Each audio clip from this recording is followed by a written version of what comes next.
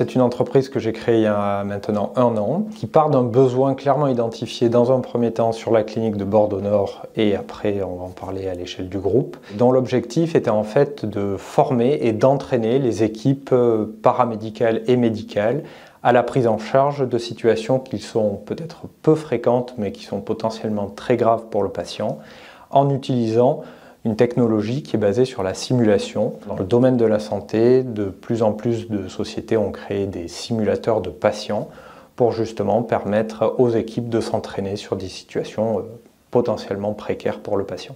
L'avantage, c'est qu'on peut mimer un très grand nombre de situations, que ce soit des situations extrêmement fréquentes que l'on rencontre quotidiennement, ou même des situations beaucoup plus rares, des arrêts cardiaques dans les services, des situations d'état de choc ou de problèmes au sens large du terme sur le plan médical.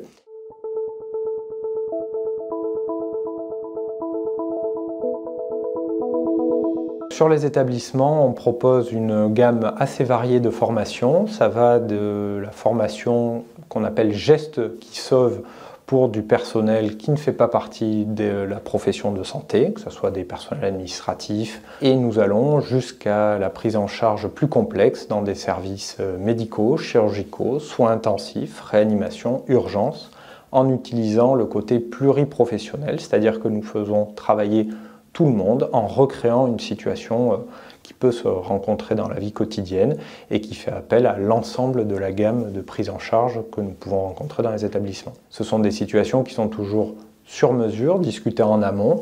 L'idée, c'est de créer une situation la plus immersive possible pour que les professionnels travaillent leurs procédures avec leur matériel en utilisant le maximum des capacités de nos mannequins.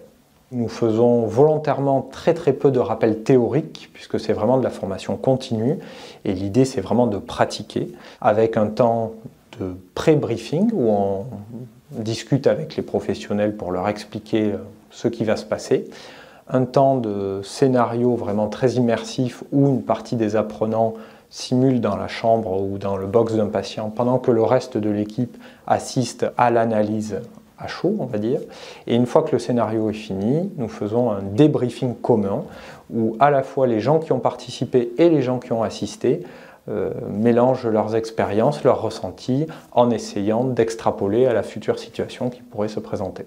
Notre stratégie, c'est vraiment de partir d'un besoin identifié et de proposer un entraînement régulier pour justement améliorer la performance au profit du patient avant tout. C'est ça le vrai challenge.